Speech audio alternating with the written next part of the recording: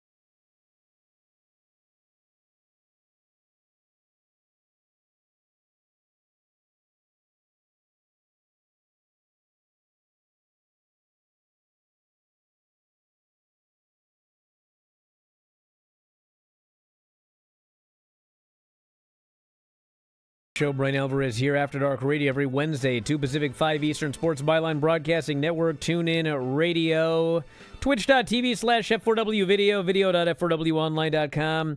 15,000 shows over 25 years, and I botched that intro something fierce. But our guest today is Brady Roberts. I'm just so nervous to talk to you today, Brady. How you doing? I mean, I'm kind of a big deal, man. I'm glad to be back on your show, although I guess it's the first time I've done After Dark. That is true. Have you wrestled Abe Lincoln? I've been saying it all day. Did I screw this up somehow? I have wrestled Abe Lincoln. I beat Abe Lincoln, actually. We had a loser leaves time match, and I threw him into a time machine. He eventually somehow made his way back, but I have wrestled Abe Lincoln before. Yeah, I've not seen that match, but I've heard the legend.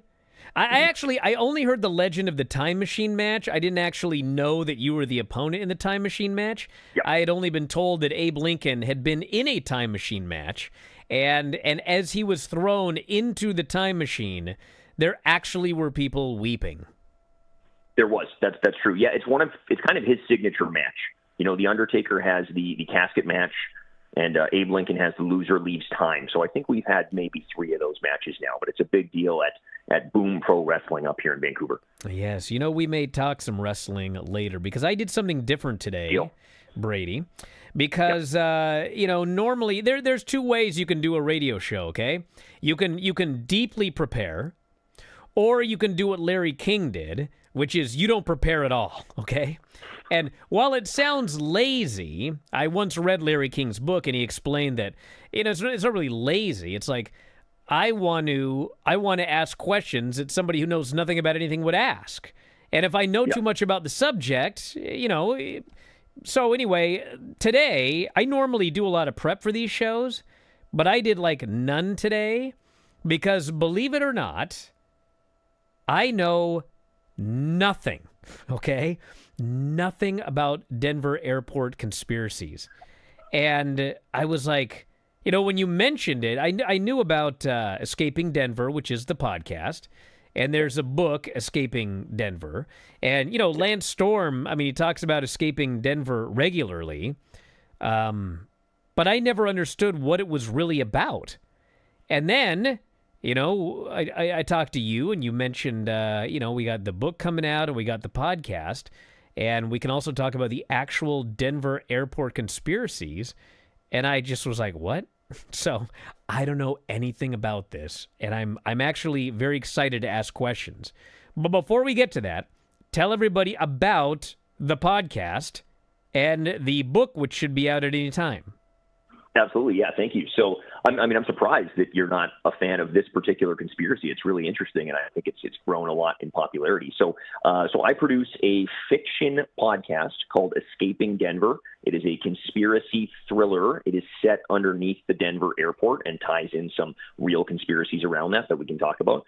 So it follows 2 characters who wake up. They don't know where they are.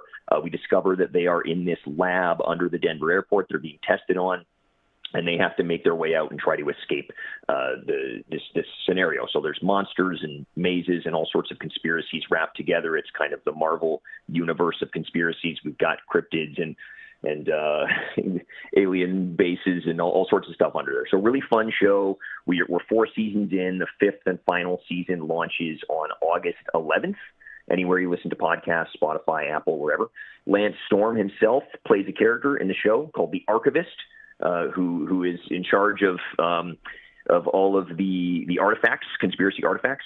An archivist is a perfect job for Lance. Yes. We wrote the character specifically for him.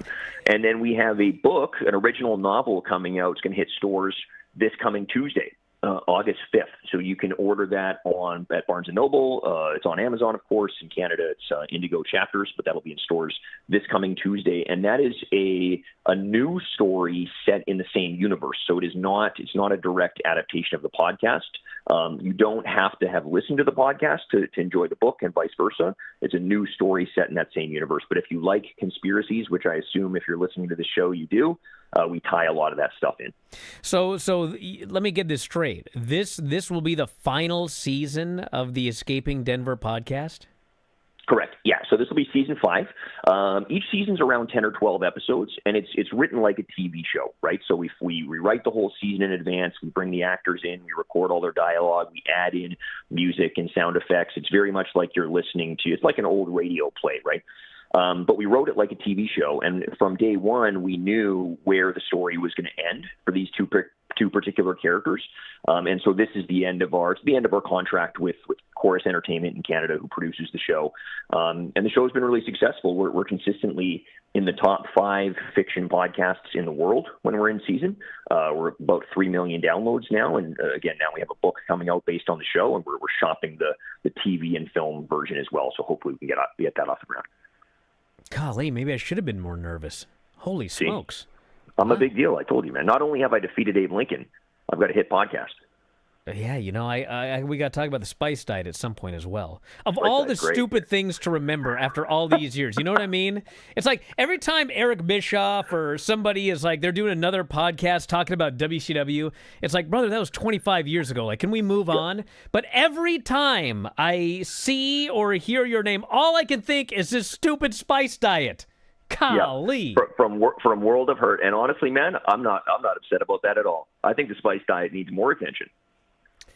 Well, let's talk a little bit about this Denver airport. So, you said you were surprised. I mean, I do this show and everything, but I like, for the most part, I usually avoid things that involve conspiracies. Obviously, there's like JFK and everything. I know all about that. But like, I found that especially like in the last 15, 20 years, a lot of conspiracy theories, they don't end up really all that fun, I don't want to hear about, those kids dying, that wasn't real, stuff like that. I've not really been into conspiracies. My very cursory knowledge of the Denver airport conspiracy suggests there's nothing like that. It's just a weird place. Is that right? Yeah.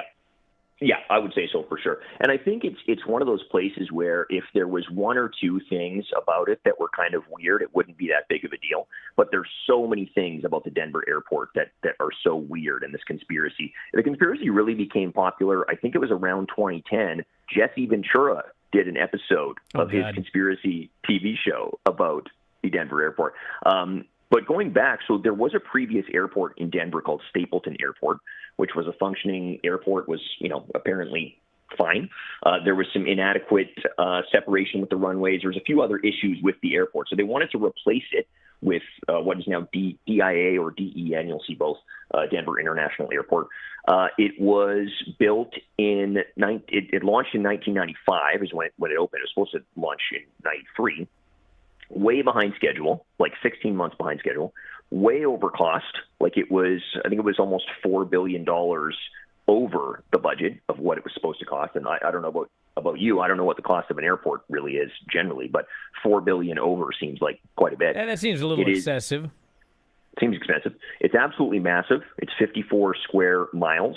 It's twice the size of the largest airport in the U.S. So why do you need all this 54 square miles? Correct. What? Twice the size. It's like twice the size of Manhattan. Okay. The land of. I don't know if you've ever flown into Denver. It's in the middle of nowhere. I actually haven't, which is why I'm so astounded. Yeah, getting from the airport to downtown Denver is quite a trek because it's so far out, right? So the theories, just to give you a quick overview, a lot of the theories around the Denver airport are essentially that there is a giant underground base under the airport. What it's for, we don't know. Secret Illuminati bunkers, underground tunnels, some kind of Area 51 type facility, New World Order headquarters, post-apocalyptic shelters. Something is under there, right? And that's why they needed all this space. That's why it took so long to build. They're still doing construction now. And that's why it was so over budget, is where the essential. We can dive into some of the deeper stuff, but that's the real conspiracy, is that there is a giant base underneath this airport.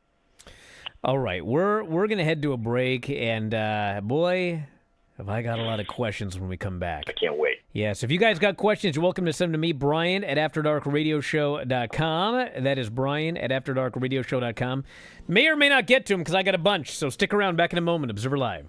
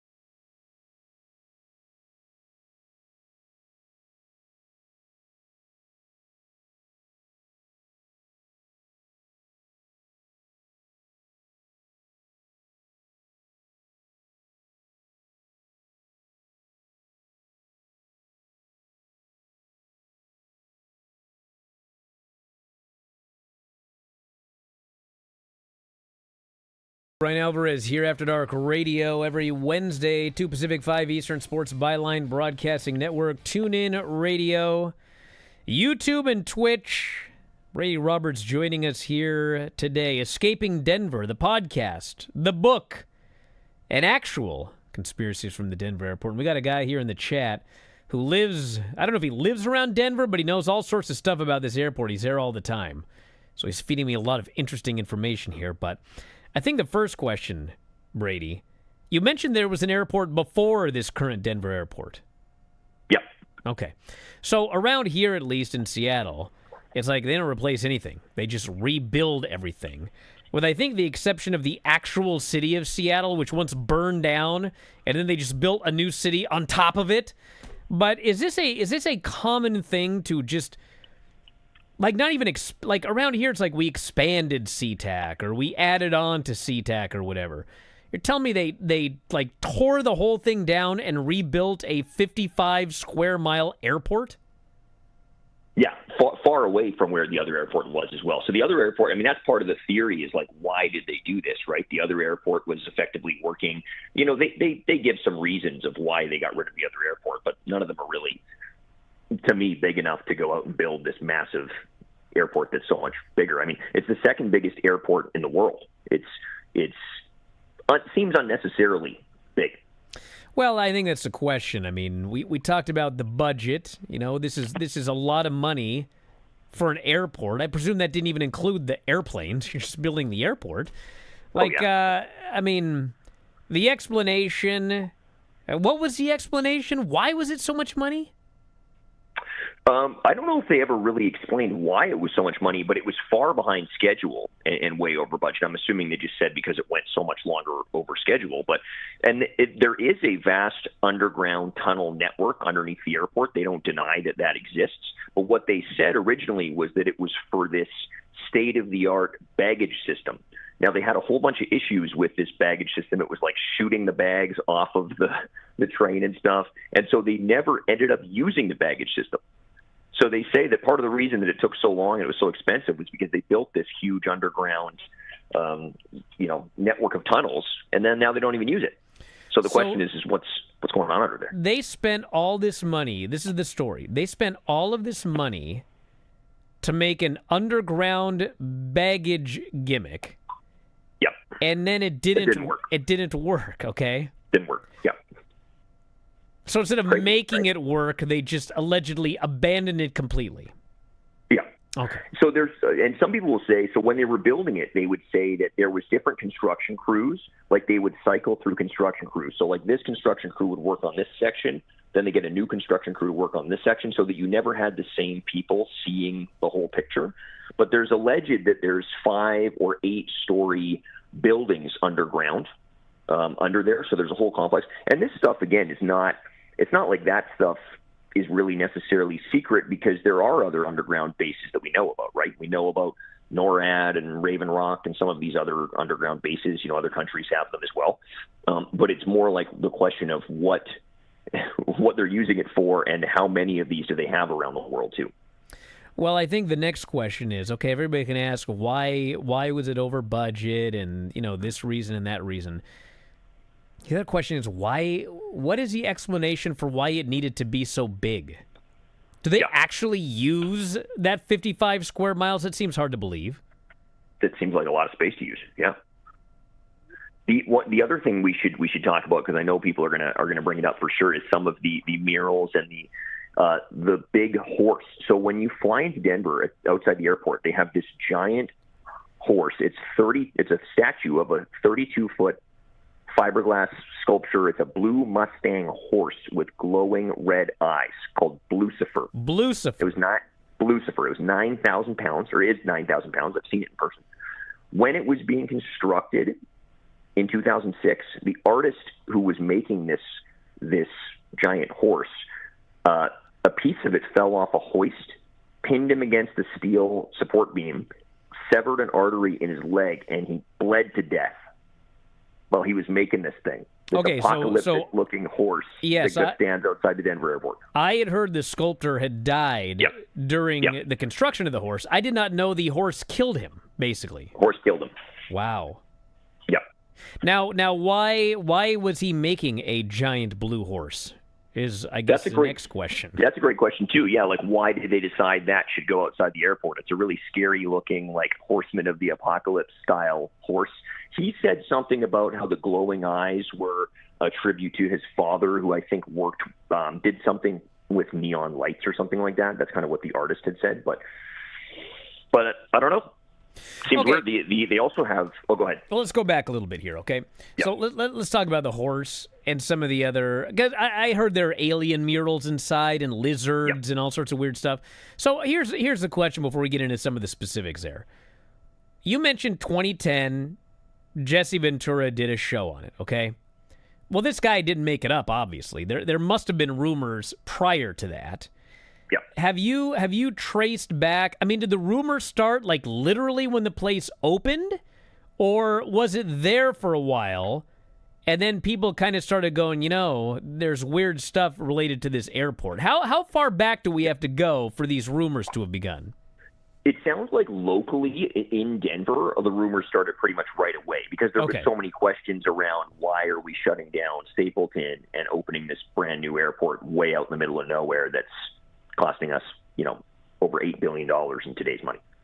So they started right away. All right. So then the question would be, the horse came along in 2006. What about the alien murals? Was this a situation where they just built this giant airport in the middle of nowhere? Everybody got talking about it. And after 4, 5, 6, 10 years, they were like, hey, let's play this up and we'll build this giant apocalyptic horse and we'll put these green alien sculptures. Was that like a reaction, or was that stuff there, not the horse obviously, but some of the other stuff, was that stuff there from the beginning and people were like, that's a weird mural? Well, there is a dedication stone in the airport which talks about who funded the airport. It's got a Masonic square, and it says the main funder of the airport was called the New World Airport Commission. When you research the New World Airport Commission, it doesn't seem to exist. No one can find any existence of this organization. Some of the other murals date back further than Lucifer. So I don't know if there's any actual alien murals, but there's some violent-looking murals depicting like bio-warfare and stuff. There's some creepy-looking murals if you Google them. So that stuff was around. There's also some gargoyles that are up in the airport that they say are to watch over your luggage. But, again, gargoyles. Maybe they should put those underground in those tubes. Yeah. There's like a sculpture of a devil popping out of a suitcase. Like there's just like a whole bunch of really weird stuff in the airport. So either they are leaning into this big time or something else is happening. When's the last time you were there? I've actually only been to the airport one time. We did Fan Expo Denver. We were guests at the Fan Expo talking about the podcast, so we went to the airport. And then the Denver airport, the marketing team actually reached out to us on Twitter and offered to give us a tour of the tunnels. And Mike and I, who created the podcast, we said that sounds like a trap. But no, we would like to go and actually do that. I think that's so. You didn't do it? You haven't done it yet. We are planning to do it. Well, yeah, this guy here says there are alien pictures and stuff all over Denver International. He says there are alien pictures. Yeah. So the marketing team at the Denver airport actually has a lot of fun with it. So they'll put up, so let's say there's like a wing of the airport that's under construction. They do put up some images that say like, oh, the reptilian aliens are constructing this new part of the airport. So they do have fun with that. So yes, there is alien imagery like that in the airport. I just meant the actual murals and stuff. I see. Okay, well, around here, and you would know because you're in Vancouver, but, Seattle area here, Oregon, I mean, if you go out a little ways to like national parks or whatever, I mean, they very much take advantage of everyone's belief in Bigfoot. There's Bigfoot stuff all over. I think there's even a law, I think in Washington State, that prohibits you from shooting a Bigfoot, even though we don't know if there is a Bigfoot. But, the Park Service, they will sort of play along as well. And, I mean, you would know, I don't know if this originated in wrestling, but it's certainly a term that's been used in wrestling, ribbon on the square. I mean, do people presume that, the reason they're embracing this is because it's real. And if they embrace it and put, being worked on by reptilians or whatever, it will distract people from the actual stuff that is happening there? Yeah. Yeah. Well, and that's one of the questions, too, is people will say, well, there can't possibly be a hidden base or something underneath the airport because it's too public, right? But actually, sometimes hiding things in plain sight is the best way to do it. Plus, if you think about an airport, I mean, what's higher security than an airport, right? It's not like you can just go into an airport and start exploring every square of it or, taking a bunch of videos or photos in places you're not supposed to be. So it could be possibly the perfect place. I've always wanted somebody on the show to talk about underground bases, not like the bases that we know about, as you mentioned, but, you hear stories about, oh, man, this little quiet town, and in the middle of the night, they'll just hear, like, machinery underground, and there's not supposed to be a base there, and it's like, what is that? And there are a lot of stories about underground bases all over this country. But I guess the question, and we can tackle this when we come back from the break, is for the people to believe there is a giant underground, I don't know if city is the right word. What is it? What's it for? So we'll tackle that after the break. After Dark Radio.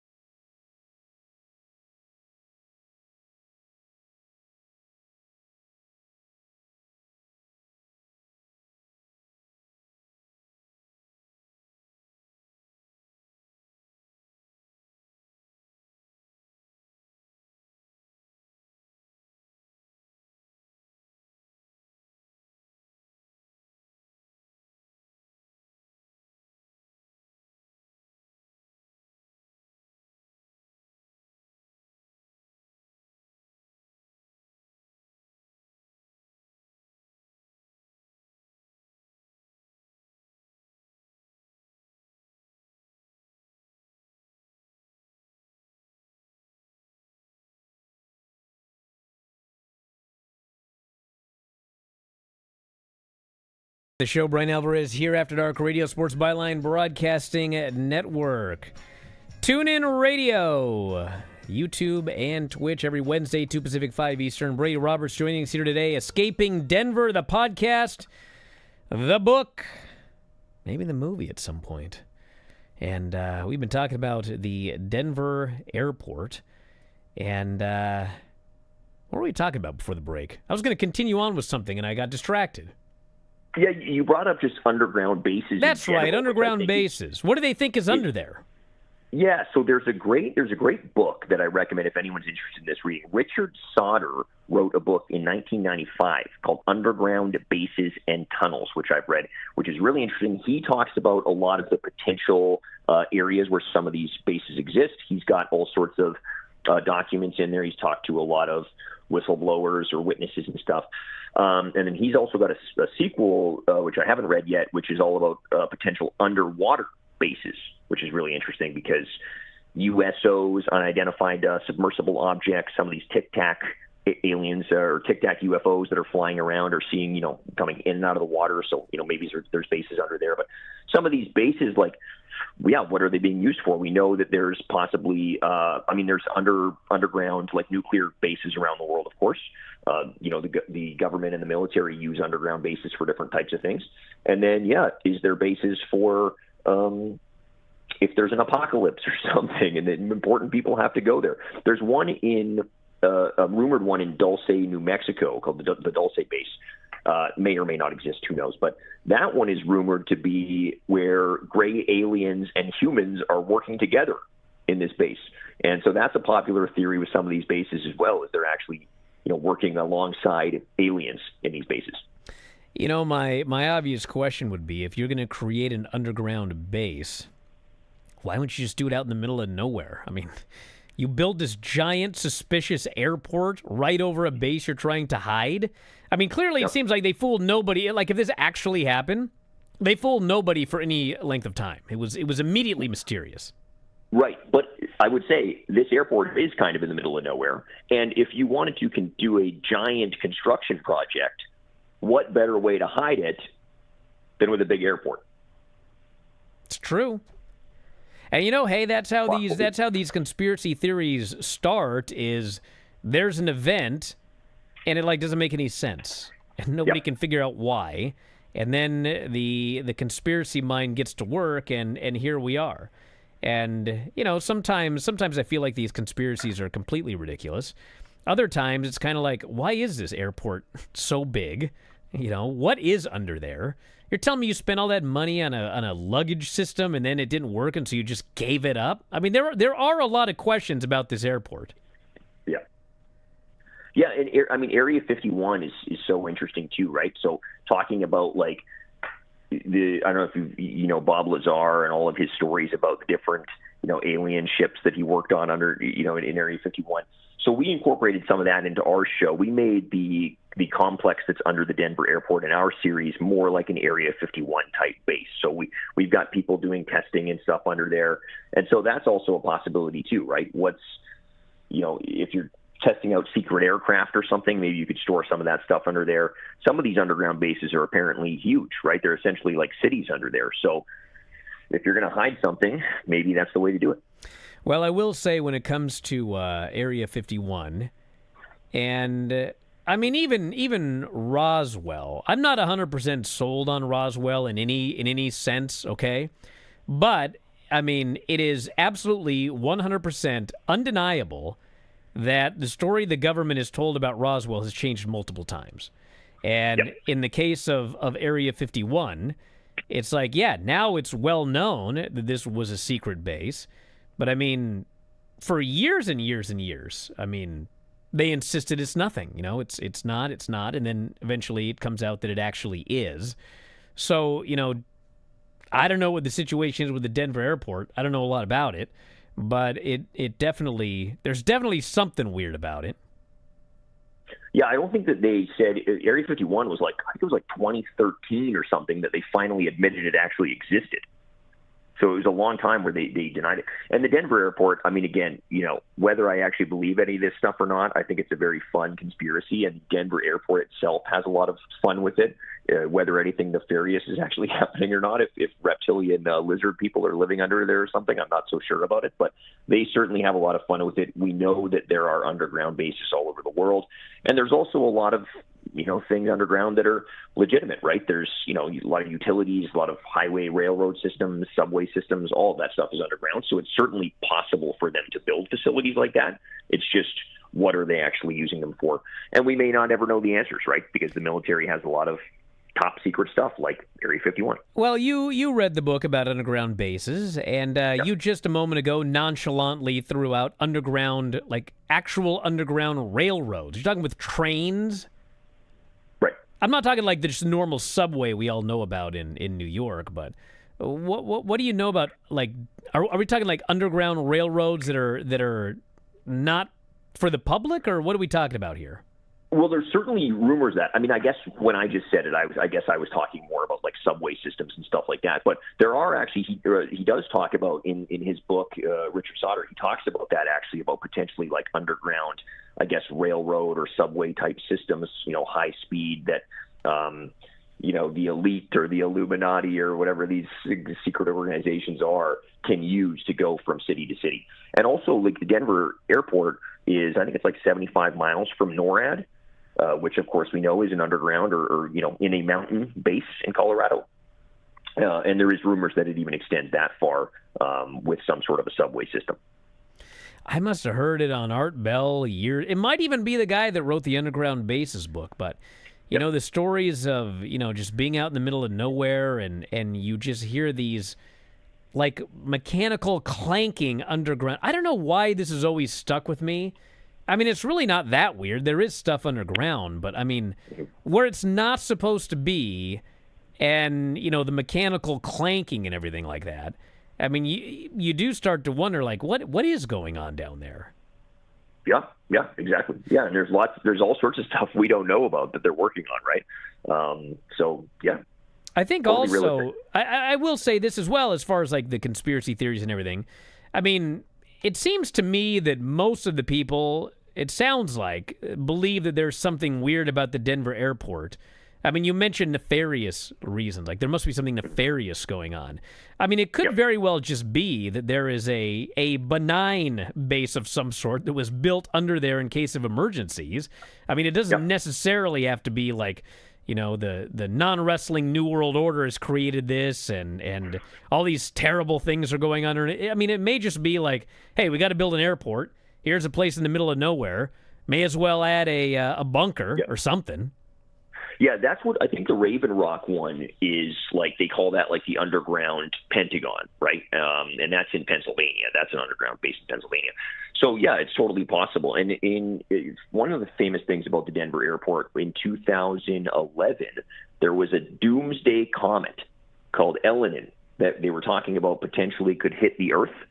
And the day that the doomsday comet was passing the Earth, President Barack Obama was in Denver at that time. So people are saying, oh, maybe he was near the base to be safe if the doomsday comet was going to hit. How about that?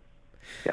I did get a picture. It's another weird thing. I got a picture here from a listener who sent a photo of this alien thing at the. It's actually two people hugging an alien. So I don't know if you could call that a mural or a sculpture, unless that the people hugging it are part of the mural. But anyway, that's a giant gray bug-eyed alien mural. There you go. They're leaning into it. Yes. They love it. Tourist attraction. So is it a lot of like gray alien type stuff, or somebody had mentioned like a reptile? Is the reptile thing like when they're doing construction? Yeah, exactly. So they lean into a lot of the marketing stuff they use is the reptilian kind of aliens. I think the Dulce base in New Mexico, they say, is the gray aliens, but the reptilian aliens are tied into the Denver airport conspiracy. They say, that's one of their base underneath there. So what can you tell me? I don't know how closely you follow all of this stuff, but, obviously, I've heard about the gray aliens my whole life, and Whitley Strieber and the alien on the cover of his book, and even in all the movies, Close Encounters of the Third Kind, and et cetera, et cetera. But then you've got these reptilians, and I never really have been into the whole reptilian thing because it's like, there's a level of bizarre that's like a little too far for me. You know what I'm saying? Yeah. But like Yeah. allegedly, like they're different species of aliens. Some are nice, some are not nice, and then you've got these reptilians who apparently largely, for some reason, even though they're reptilians, they live underground, right? Yeah, I believe so. Yeah, and this is one that I certainly don't believe. I'm just passing on the theory, but I think it was David Icke was the conspiracy theorist who originally claimed. But they're supposed to be shape-shifting reptilian aliens. So the conspiracy theory is that essentially all of the powerful people in the world, whether it's politicians or the A-list movie stars or whatever, they're all actually shape-shifting reptilian aliens that are like controlling us. There are overlords. So are we talking about The Rock? Well, I mean, he's the biggest star in Hollywood. Is he a reptilian? He's the biggest star. He must be a reptilian, according to David Icke. Not according to me, according to the conspiracy. How about that? I like how you preface that, not in case, you got a film you're working on. And yeah, exactly. Yeah, I don't want to be there. like, people quoting me like this is my theory. I'm just passing on the theory. Interesting. Reptilian. Well, it's kind of weird also because, reptilian aliens aside, I mean, there are a lot of sightings, and there have been over the years, of lizard men, which I guess would be reptilian. I mean, who knows? Like a lot of this stuff, I love this show and everything like that, but I'm largely very skeptical about everything. But also, weird stuff does happen, undoubtedly, and I don't know. I'm largely skeptical that reptilians are here on Earth, but people do see weird things, and I don't always know what they are. So yeah, and I think there's so much stuff that we're not told. Of course, again, I may not believe most of the things that we've just talked about, but I definitely think that there's a lot of things that we don't know about. We're seeing a lot of the stuff with the UAP stuff in the news and. David Grush and some of the other whistleblowers coming out. And I mean, there's certainly stuff that clearly we're not being informed about. And so that's where this stuff gets really fun and interesting to learn about. What do you believe, Brady? Are you in the same boat as I am where like this is all fun to read about, but you believe maybe 10% of it? What do you think is likely out there? Yeah, I'd say that's probably pretty accurate, maybe in the 10%. Like, I mean, I think there's definitely alien life forms in the universe just because of the size of the universe, for sure. I think that some of these things flying around are really interesting. I'm really interested in that. I don't know exactly what that is. I know recently some of those Tic Tac UFOs or UAPs, I guess, some people are saying that they're like Lockheed Martin technology. I think that's a new thing that's just recently come out. So I don't know about that, but so I'm super interested in UAPs. Some of the cryptid stuff, I'm not so sure about Bigfoot and some of those creatures. I know that you live in British Columbia. I know. Well, yeah, but I've never seen one. That's true. And there's never been a body recovered. Yeah. So now I know that there are theories that they're like a supernatural entity and stuff. And so I don't know about that. I think I'm more into the UAPs. I don't really buy that. I'm more into UAPs. I'm more into maybe some of the cover-up kind of stuff that's kind of interesting. But yeah, I'd say the vast majority of conspiracy theories I think are pretty insane. That being said, we've tied a lot of the fun ones, the not insane ones, the fun ones into our show, Escaping Denver. Well, we'll be talking about Escaping Denver after the break, everybody. After Dark Radio, Sports Byline Broadcasting Network.